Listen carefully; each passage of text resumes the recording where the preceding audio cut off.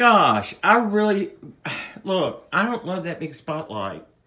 Yeah, you probably see better with it, but it just loses so much of its charm when it has a big, harsh light on it. But still, I just wanted to focus on some things in my house today because people always go, "Oh, I just wish you just show me your house and some of your cool stuff." So I'm just going to show you a couple of little vignettes here in this room. This is the original and really considered the dining room of the house, right? And it has a plate rail all around it, which is great, but it's also a bitch if you want to rearrange furniture or something because you're not going to fight. You're not going to fight the chair, the plate rail.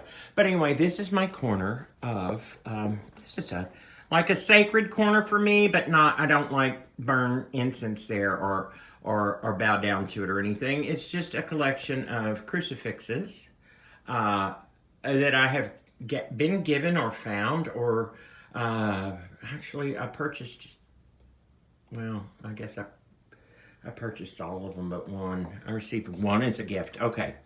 My favorite of them is the pearly plastic to the one to the left because my papa, he was a self-educated, self-made small town businessman, and he was a devout Christian Protestant, and he didn't really know much about Catholicism. So when he would be out and about and he would see something that looked very Christian to him and but was most often actually created for our Catholic friends, he would buy them and take them home. So there were all of these cool, to me, all of these little, there were crucifixes like all over. There was even like a TV lamp that was like a big conch shell sunk into plaster. And then a tiny Christmas tree light bulb was inside that. And then in front of it on the plaster, there were like plastic palm trees embedded in the plaster and plastic flamingos. And then dead center, right in the middle, a plastic crucifix. Christ has died for our sins, and he is on our TV, and we're not going to forget about it, okay?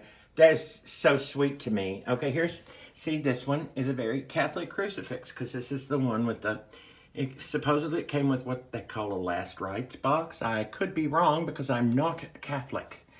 I don't know about, is that big silver one? It's like, I bought this one purely for beauty in a gift shop in like 1984. Okay, anyway.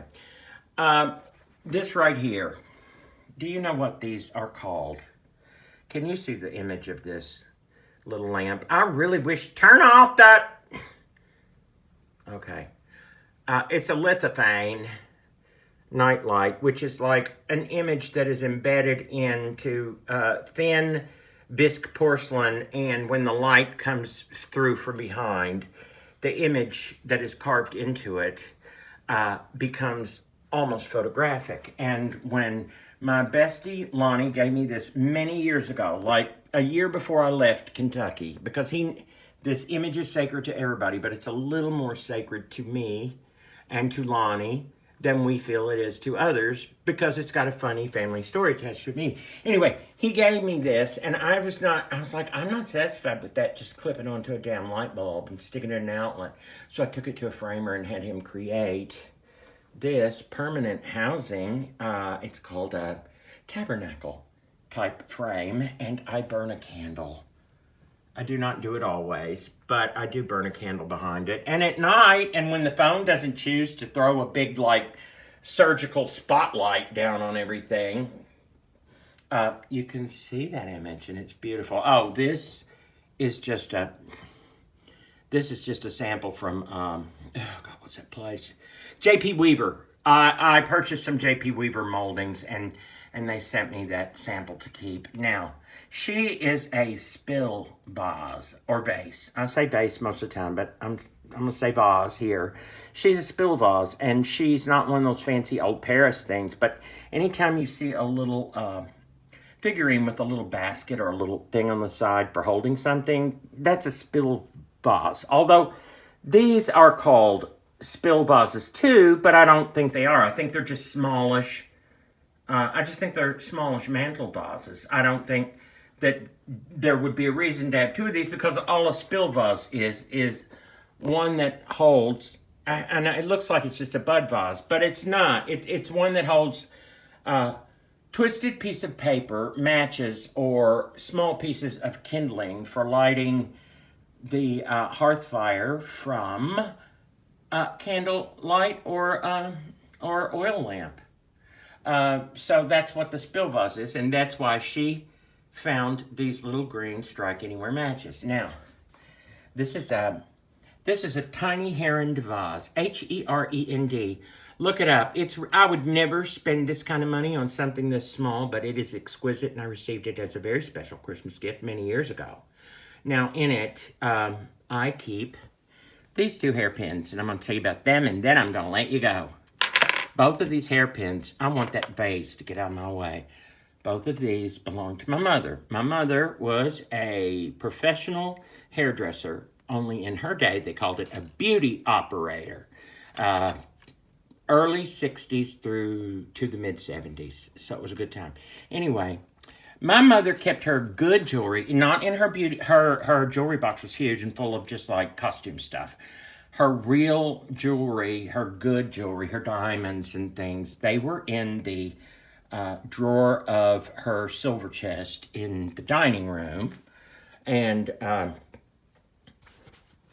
anyway, in there, among other things, there were these two great hairpins. This one is not terribly fancy, but you know, it's cute. It's kind of Art Deco looking, but you know, it's really from the 60s. But this one is very special.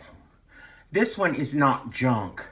This is fine costume jewelry. It's beautifully done. It's not signed, but I know what I'm talking about. This is not just glued, and it didn't come from Woolworth. So here's the thing. We had a swimming pool in our backyard, one of those above-ground pools, and I think it was the first one in town. I'm sure it was the first one in town, but just months later, my friend Randy got a bigger one out on Pleasant View. It was like maybe a foot deeper than ours was. But, you know, that's okay because he needed it bigger because there were more kids out there and there weren't that many kids coming and swimming in my pool. So anyway, my dad would throw things out into the pool and we would dive to the bottom and get them. And I remember this so accurately. He said, wait a minute, and he wanted something reflective. He went in the house, into Mom's jewelry drawer, and brought this clip out.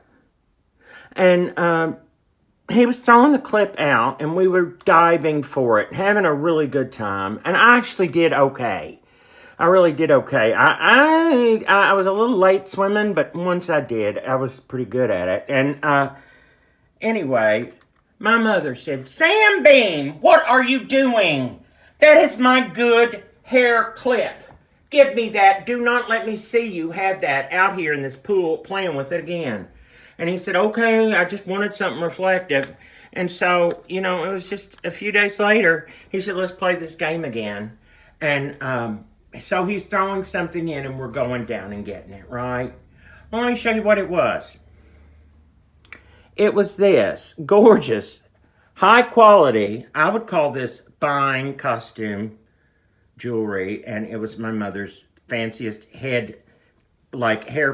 clip that like women more like Joan Crawford wore these in the 60s. Anyway, real nice high quality, and my mom comes out and goes, Sam Bean, don't you tell me that you have gone in there and gotten my hair clip one more time. He said, God damn it, Marie, it's not the same one. I need something that's reflective. He had gone into her jewelry and gotten an even finer hair clip.